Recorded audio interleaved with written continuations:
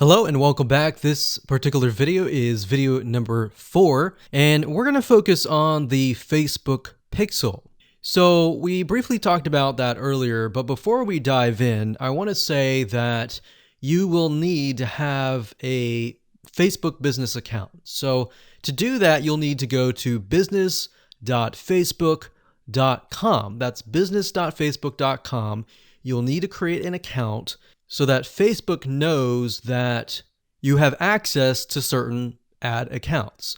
So with a business Facebook account, you are able to not only access your own account, but you'll also be able to access anyone else who gives you permissions to do so. Now, as far as the pixel goes, once you have created an account, what you'll need to do is up at the top, you'll see this events manager, and you'll see this / icon.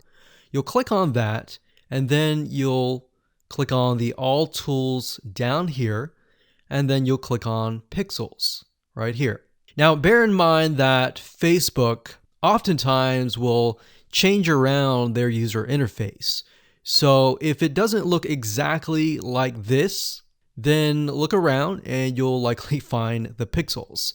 Now, like I said, Facebook changes their user interface a lot. Sometimes every month, sometimes very frequently. So just keep that in mind. So what you need to do is simply go to Pixels right here, and then you'll land on this specific page. Now, as I briefly mentioned earlier, a Facebook pixel is merely a piece of code that you put on your website.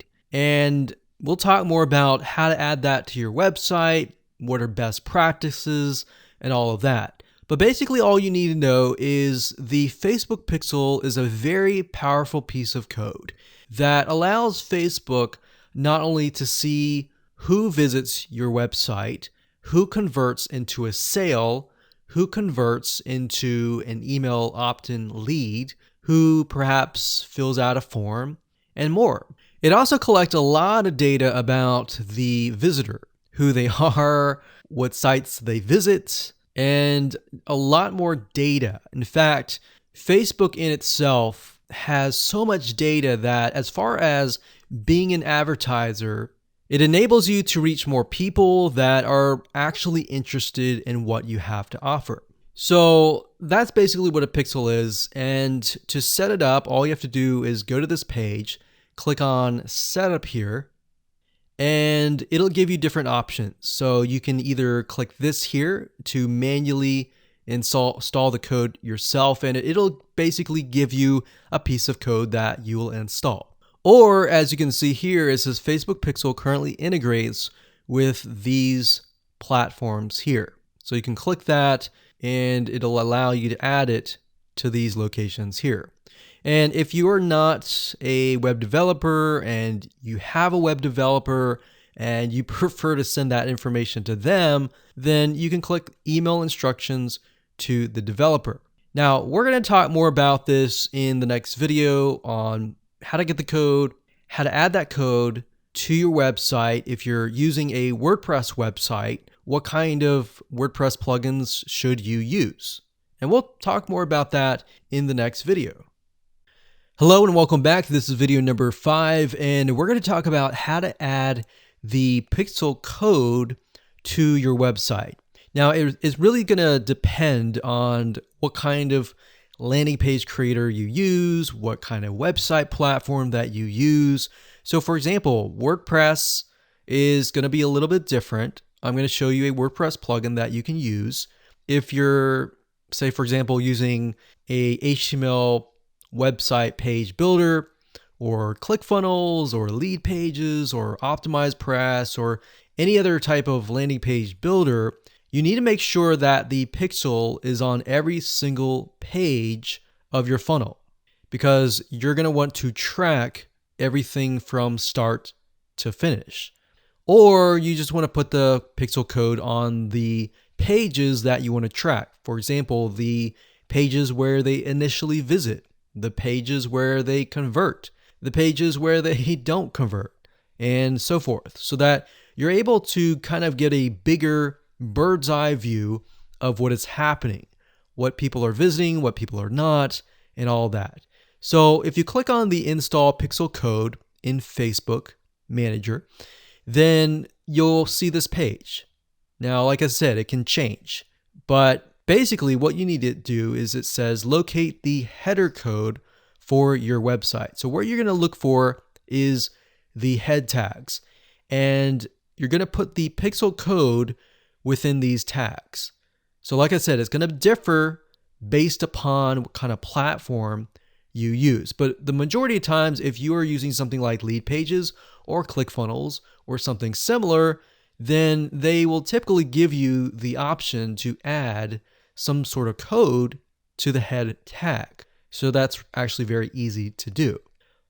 Now, when it comes to something like WordPress, you will want to add this code to a plugin. You could do that, or you could add it to the header.php template of your WordPress theme. So I'm going to show you different options that you can take, 2 different options for a WordPress site.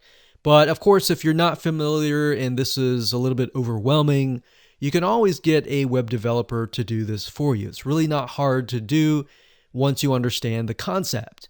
So now let's talk about the WordPress plugin that we highly recommend that you use. We actually use this on a lot of our WordPress sites, and it's a free plugin. If you go to wordpress.org/plugins/pixel-your-site, as you can see here, or you can simply come here, click on plugins, and type that in here. That's fine as well. But this plugin is very useful, and it allows you to add your Facebook pixel to certain pages of your WordPress site. So it's a matter of just simply installing the plugin, grabbing your pixel code, and adding it to the settings area. So it's very, very easy if what we talked about before, it seemed a little bit daunting. Now, once you have everything installed, the next thing you're going to want to have is you're going to want to install a Google Chrome extension called the Facebook Pixel Helper. And the reason why you want to install this is because you want to make sure that the web pages that you're inserting into Facebook actually have the Facebook pixel. You definitely don't want to assume that it is installed and set up your campaign, pay the money for the Facebook ads, and realize, oops, it's not there. So this is another free plugin for Google Chrome. And if you're using other things like Safari or Firefox, you can probably go and Google Facebook Pixel Firefox or Facebook Pixel Safari. But for Google Chrome, this is what we use. And all you have to do is install it. And as you can see down here, you're going to see this icon. And any web page that you visit in your funnel, if you click that, it should say that the pixel has been found. If it has not been found, you either need to reinstall it, showing what we talked about earlier with the WordPress plugin and all that, or even just hiring somebody who knows how to do that. And it's really not that hard. But this is going to make your life a lot easier. So again, go to Google, type in Pixel Helper Chrome extension, and you'll get this right here. And that's really all you need. All you need to do as a recap is, number 1, install the pixel in the head tags for any web page that you want. And number 2, get this Chrome extension so that you're able to test and make sure that you've installed the pixel correctly. So now that you understand how to add the pixel to your website, your WordPress site, or your landing page builder, let's move on to the next video and let's talk about the Facebook pixel variables and the different settings of the pixel itself so that you're able to track, you're able to see what is converting and all that. Hello and welcome back. This is video number 6 and we're going to dive into the Facebook pixel and talk about the different variables and settings, which according to Facebook is also known as standard events. Basically, all that means is that you're going to have a different code or different keyword for different scenarios. So we're taking a look right now at a standard Facebook pixel. Now I've blurred out or put X's in the area of my Facebook pixel ID. So you know that this is going to be your Facebook pixel ID.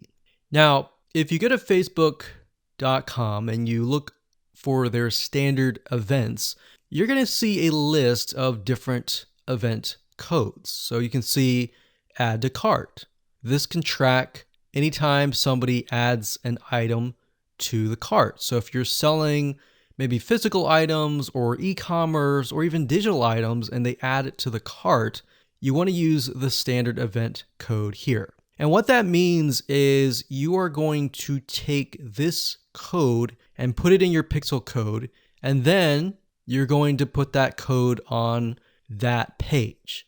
You have another one called add payment info. This tracks when the payment information is added in the checkout flow. So you're going to add that to that specific page. Now, some of these will relate to you, some of them will not. So you can see complete registration. This is great for if somebody is trying to fill out a form and you're trying to get them to fill that form out and you want to track, did they fill that form or not? If they didn't, then this code would not be triggered. If they did, then of course they would land on the page after they fill out the form, and you would put that code on that page. We can see contact, which is if they went to a contact page and they contacted you, you could put that on the code and on that specific page. So as you can see, there are tons and tons of different standard events that relate to different actions. So we have donate, we have find location, we have initiate checkout, we have lead. Lead is whenever somebody signs up on your email list. Or they could be a form submission. They could sign up for a trial. They could land on a specific page where you would deem them to be a lead. And you would use that code right here. And then we have purchase. They also have a code for that and a value. So if you're using USD in the United States of America, and you would put the number here. So if it was $47, you would put 47.00 USD. If you were not using USD and you were using your own country's money symbol here, it could be Canadian, it could be AUS for Australia, you could put that here. And then we have schedule, we have search, we have start trial, we have submit application, we have subscribe, we have view content. So view content could simply mean they're viewing a special piece of content. So it could be something like the blog post, right? So we could send them to the blog post. You would make sure that the pixel code has this specific code in it. So why don't we go back to the pixel code and let me show you what you need to do. So let's say, for example, view content. So you're going to highlight this, click copy, and then you're going to go back to the pixel code here. And the only item that you want to change is this item here. So where it says FBQ, parentheses, track, comma, page view, we're going to remove that and then we're going to put that here. So in this case, it's view content and page view is going to be removed. So what we're going to do now is we're going to take this code and put it on the special piece of content page where we want to track it. Now, if it's a lead, we simply remove this and type lead. Now, when you run your Facebook ad campaign, what's going to happen is in the campaign, you'll see these keywords. So you can also put your own keyword as well. And it's going to tell you the keywords, how many people visited it, and all that. And you yourself will know, okay, so this many people out of 100 people came, 10 people, 10% became a lead. So you'll see leads 10. And that will give you an idea of what is actually converting. So let's do something else. Let's go back up here and let's do purchase. So we're going to copy this. we're going to go back here. And instead of a lead, we're going to copy and paste this here. It says track purchase value. Let's say it's $47, and that's all you need to do. And you're going to need to take this piece of code and put it on the page that they see after they purchase. So whatever page that they are sent to or redirected to immediately, you need to put that piece of code on that page. Now, let's say, for example, that we have a funnel and the funnel is an opt-in page. So in that case, the opt-in page is going to have a pixel code, and the track will be something like this.